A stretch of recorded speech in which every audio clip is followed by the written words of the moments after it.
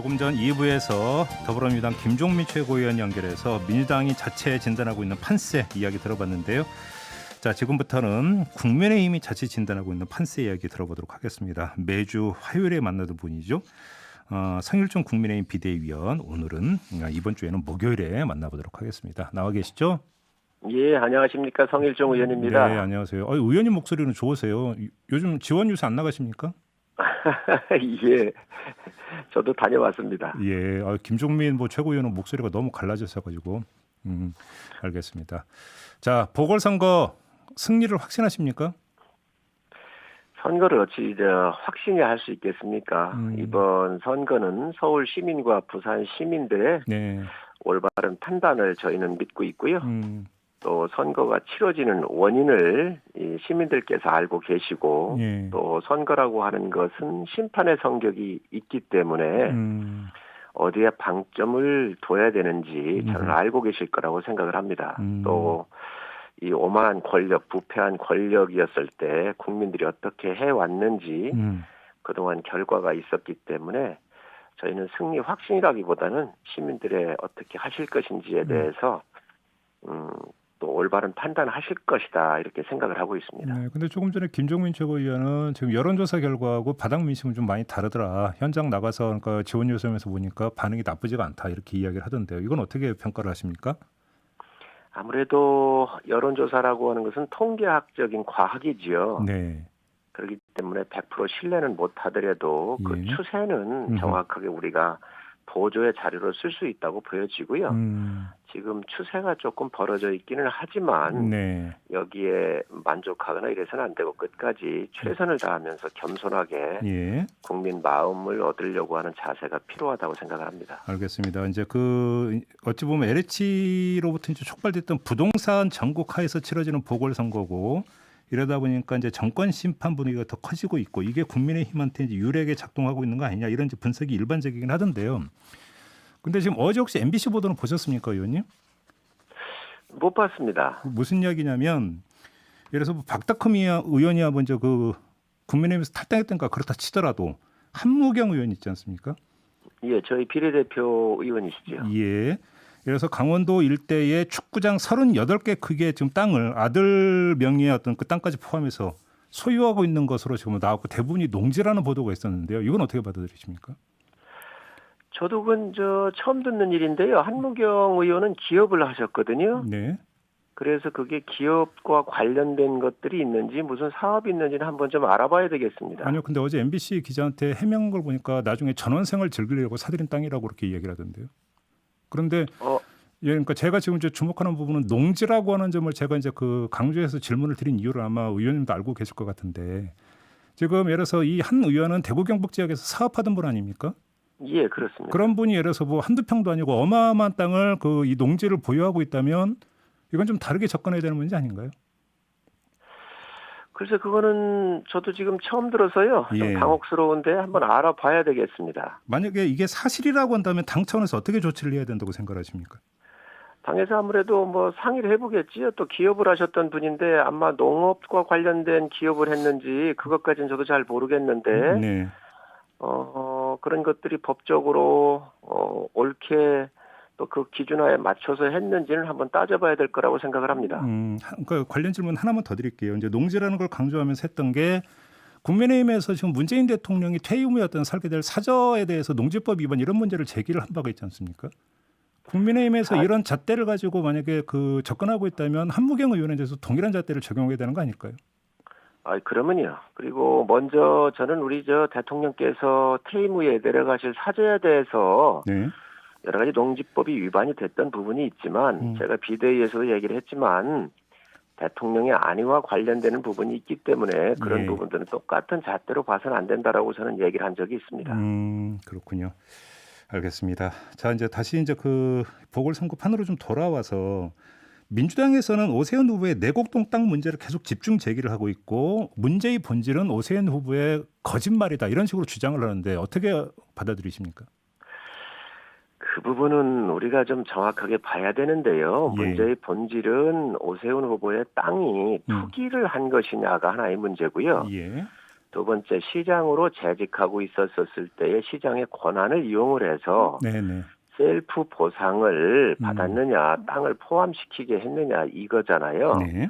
그런데 이 땅은 1970년도 선대로부터 내려오던 땅을 처갓집 장인께서 돌아가시니까 15살이었던 오 후보의 사모님께서 예. 상속으로 받은 거기 때문에 투기하고는 전혀 관련이 없습니다. 그럼 두 번째로 네. 이 땅이 그린벨트였고 음. 또 내곡 땅이 굉장히 넓잖아요. 그런데 여기가 22만 평을 개발을 해서 서민 아파트를 지어준 거예요. 예. 그리고 오세훈 후보는 2006년도 7월 달에 취임을 했는데 예. 2003년도부터 SH공사가 여기에 용역부터 해가지고 서민들 살 수 있는 임대주택이 들어갈 수 있는 거냐 없는 거냐 그 용역을 시작을 했었거든요. 예. 그렇게 하고 오 시장께서 취임을 한 거고요. 예. 몇 년 뒤에. 그리고 오 시장 땅은 제가 늘 말씀을 드리지만 가운데 들어가 있는 땅입니다. 학교로 보면 운동장 가운데가 개인 땅이 있을 수가 없잖아요. 그래서 그걸 국가가 강제 수용을 한 거예요. 서민들 임대주택을 져주기 위해서. 네. 그래서 공권력이 서민들을 위한 강제 집행을 해서 수용된 땅이기 때문에 그리고 1344평인데 이게 8분의 1 지분이기 때문에 100평이 좀 넘을 거예요. 지분은. 네. 금액으로 35억이라고 그러는데 전체 금액이 그렇고 자기 지분으로 따지면 4억 몇 천만 원에 세금 내니까 3억 7천을 받았다 그래요. 네. 그렇기 때문에 그 시장으로서 3억 7천을 받기 위해서 그 없는 이제 들어가지 않은 땅을 강제로 편입시키거나 이런 것들은 상식선에 맞지 않지 않나요? 그런데 이것들이 이제 측량 문제로 옮겨가고 자꾸 의혹을 내놓고 있는데 뚜렷한 또 증거도 없습니다. 그래서 선거 때가 되니까 아마 그렇게 하는 것 같은데 네. 또 선거니까 이기기 위해서 여러 가지 방법을 쓸 수 있다고 보여집니다. 그러나 표심에는 영향이 별로 없을 거다 이렇게 보십니까? 그렇습니다. 이건 정확한 팩트에 대해서는 우리 시민들이 다 판단하실 수 있는 사항이라고 생각을 합니다. 알겠습니다. 어제 그 오세훈 후보가 아마 관훈클럽 토론회였던 걸로 제가 기억을 하는데 용산 참사와 관련해서 과도한 부주의한 폭력 행위를 진압하기 위한 경찰 투입으로 생겼다. 그것이 본질이다. 이렇게 발언을 해서 오늘 조간들이 일제히 보도했던데 어떻게 평가하십니까? 사실 옛날 그 여러 가지 정부들이 있었을 때에 사람의 생명이나 이런 것보다는 효율성을 너무 중시하거나 또 많은 그 약자들에 대한 배려가 부족한 부분이 있었지 않나요? 네. 그렇기 때문에 그런 공권력의 폭력이라고 하는 것은 사실 공권력은 시민들께서 공개적으로 사회 질서를 위해서 이름해준 폭력이거든요. 그 공권력은 공정하게 사용하라고 하는 건데 예. 그런 것들이 사용할 때 좀 더 좀 신중하게 사용했어야 될 그런 부분이 있고요. 또 그런 과정에서 피해를 입었거나 또 많은 영향을 끼쳤다고 한다면 그런 부분들에 대해서 공직에 나가는 사람들이 새로운 시각으로 보는 건 맞다고 생각을 합니다. 그러면 좀 오세훈 후보의 새로운 시각으로 봤다고 지금 평가하시는데 그게 어떤 평가인지가 좀 궁금한데 오세훈 후보의 발언이 약간 좀 그 적절하지 않았다라는 말씀이십니까? 아니면 적절했다는 말씀이십니까? 아닙니다. 공권력이 함부로 사용해서는 안 되는 것이죠. 좀 인내를 가지고 모든 인내를 가지고 설득하고 네. 또 동의를 얻어가는 과정이 필요한 것이지요. 알겠습니다. 지금 이제 그 국민의힘에서는 사전 투표를 좀 독려를 하고 있잖아요. 그런데 이제 언론 보도를 보니까, 그러니까 지난 총선에서 사전 투표 관련해서 부정선거 의혹을 제기했던 그 발원지가 국민의힘인데, 그러면 그 문제는 깨끗이 이제 정리가 된 거냐 이런 식의 기사를 많이 내놓았던데 어떤 말씀 주시겠습니까? 저희가 사전 투표에 대해서 부정이 있었다라고 얘기한 적은 저희 당 공식적으로는 없는 거로 저는 알고 있습니다. 예, 그래요. 그러면 부정선거 의혹이라고 하는 것은 그러면 그러니까 지난 총선 때의 부정선거 의혹이라는 것도 전혀 근거 없는 의혹이었던 것으로 지금 가름하면 된다 이렇게 받아들이면 되는 거죠, 의원님? 저희가 공식적으로 부정선거라고 규정을 했거나 있었다라고 얘기한 적은 없었죠. 그러나 여러 후보들이 문제 제기를 하니까 또 선관위에 개표를 요구를 했고 그분들이 요구하는 것은 민주국가에서 당연히 요구할 수 있는 거 아니겠습니까? 억울하거나 잘못됐다라고 하는 거 그런 거에 대해서는 검증은 국가가 해야 되기 때문에 그런 부분에 대해서 한 거에 대해서 아직까지도 개표를 안 하고 있거든요. 그렇기 때문에 그러한 의혹은 국가가 밝혀야 되는 겁니다. 그래서 그 부분은 밝혀라. 이렇게 요구한 적은 있습니다. 알겠습니다. 어제 저희가 전현희 국민권익위원장하고 인터뷰를 했는데요. 이제 더불어민주당 같은 경우는 소속 의원 전원에 대한 어떤 부동산 투기 의혹 전수조사를 지금 권익위에 의뢰를 하지 않았습니까? 근데 이제 전현희 위원장이 어제 이야기가 본인은 회피 신청을 했다. 그러니까 국민의힘도 권익위를 통해서 조사를 하는 게 낫지 않겠느냐라는 취지의 발언을 했는데요. 어떻게 받아들이십니까? 두 가지를 말씀드리겠습니다. 예. 지금 특검을 요청을 했거든요.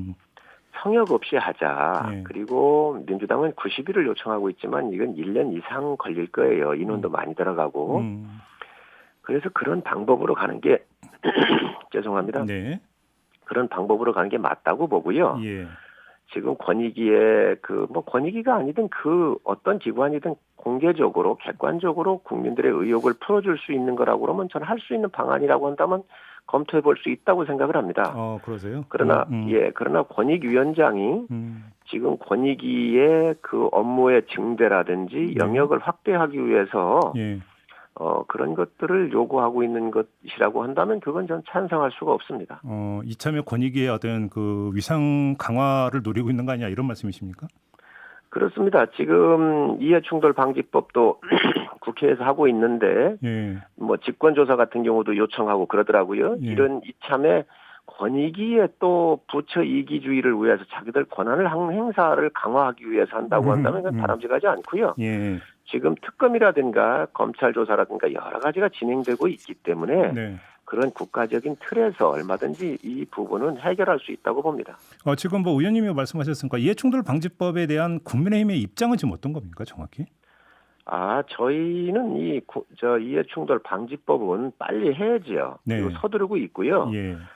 그렇지 않아도 박영선 후보께서 나오셔가지고 제가 소위위원장으로 있는데 야당 의원이 소위원장으로 있어서 일부러 안 하려고 그런다. 그러는데 그건 아닙니다. 의원님이 소위원장이세요? 예, 네. 그렇습니다. 예. 어제도 회의를 했고요. 예. 그동안 밤에 11시까지도 하고 회의만 끝나면 조금만 짧게라도 하고 이렇게 했는데 예. 저희도 이걸 늦춰서는 안 되겠다. 그리고 이 법은 또 없는 것도 아닙니다. 지금 현재 부정부패 방지법이라든지 공직자 윤리법이라든지 공무원 윤리 강령 모든 법들로 지금 다 할 수가 있는데 네. 예방적 차원에서 이해 충돌 방지법을 이런저런 법에 있는 것을 가져오고 더 보강을 해서 하나의 법으로 이해 충돌이라고 하는 법으로 만들어 가지고 예방적 효과를 더 높일 수 있기 때문에 예. 이 법을 만드는 거거든요. 그래서 저희도 서두르고 있고 4월 초순까지는 끝내려고 하는 4월 초? 계획을 가지고 있습니다. 예, 그렇습니다. 오늘이 4월 1일인데요. 그러면 며칠 안에 그러니까 처리된다 이렇게 봐도 되는 겁니까? 예, 이제 곧 또 회의도 열어서 지금 현재 마지막 남아 있는 부분들을 절충도 하고 또 부족한 부분은 이제 또 채워 넣고 이런 과정이 좀 필요합니다. 지금 마지막 남은 부분 말씀하시니까 언론인을 포함할지 말지가 마지막 쟁점이라는 보도가 있던데 맞습니까? 사실 언론인은 여기에 포함이 돼서는 안 된다는 게 제 생각입니다. 왜 그러냐면 공직자들만 대상으로 해서 하는 거거든요. 그런데 언론인들 같은 경우는 취재하면서 고급 정보를 비밀 정보를 취득할 수 있기 때문에 이에 대한 충돌 문제가 있습니다. 그러나 언론인까지 공직자로 넣어서는 안 되고요. 언론 출판에 관한 법률이 있기 때문에 그런 법의 이 의미를 담아서 언론 출판에 관한 법률에 이 법을 좀 개정을 해야죠. 그래서 지금 국회에서 다루는 것이 뭐냐면 이해충돌법이 나오면 언론 출판에 관한 이런 법률도 어떻게 개정할 것인지에 대한 초안이라든가 플랜이 있는가 이게 동시에 이루어져야 한다는 거예요. 그래서 그런 부분들을 지금 이제 국회에서 균형을 맞추면서 보고 있습니다. 그래요. 알겠습니다. 조금 전에 권익위 이야기하면서 의원 전수조사 얘기했으니까 관련 질문 하나만 드릴게요. 지금 조금 전에 제가 이제 당 소속의 한무경 의원의 토지 보유 현황에 대해서 질문을 드렸는데 의원님도 이제 처음 듣는 얘기라고 말씀하셨잖아요. 바로 이런 상황 때문에 국민의힘도 당 소속 의원들에 대해서 부동산 투기 의혹 전수조사 들어가야 되는 거 아닙니까? 저희는 마다하지 않습니다. 또 그런 것이 국민 의혹이고 국민들께서 궁금해하시는 사항이고 그렇기 때문에 그 어떤 방법도 저희는 마다할 이유가 없다고 생각합니다. 알겠습니다. 조금 전에 김종민 최고위원은 윤석열 전 검찰총장이 며칠 전에 조선일보고 인터뷰한 내용이 있지 않습니까? 서울 부산시장 보궐선거를 왜 하게 됐는지 잊었느냐라는 요지의 발언에 대해서 이거는 특정 당 편들기성의 어떤 선거 개입 발언으로 규정을 했는데 의원님은 어떻게 평가하십니까? 윤석열 전 총장의 키워드는 늘 공정과 정의에 대한 수호적이었고요. 네. 수호에 대한 키워드였고 그리고 이 공정과 정의가 무너지는 상식 파괴의 회복을 늘 얘기를 했거든요. 네. 그렇기 때문에 뭐 윤 총장께서 충분히 하실 수 있는 이야기고요. 네. 또 이제 자연인으로서 들어왔기 때문에 이제 정치를 하고 안 하고 하는 것은 이제 그 어떤 국민도 그 부분에 대해서는 얘기할 수 있는 권한이 없다. 본인의 선택의 자유이고 또 본인이 알아서 할 부분이기 때문에 네. 뭐 굳이 정치권에서 뭐 적절하다 안 하다라고 얘기하는 것은 저는 오히려 그게 적절하지 않다고 생각을 합니다. 그냥 윤석열 전 총장이 이제 그냥 뭐 그 판단과 결정을 존중하면 되는 문제 아니냐 이런 말씀이신가요? 정리라면? 그렇습니다. 그리고 이 선거의 원인이 성범죄가 원인 아니냐 이렇게 얘기를 했는데 그 이유도 저는 적정했다고 보고요. 예. 지금 국민들께서 다 보편적으로 알고 계시는 사항이기 때문에 네. 그런 부분들에 대해서 논평하는 것은 바람직하지 않다고 생각합니다. 개인의 자유입니다. 알겠습니다. 자, 말씀 여기까지 들을게요. 고맙습니다, 의원님. 네, 감사합니다. 네, 지금까지 국민의힘의 성일종 비대위원과 함께했습니다.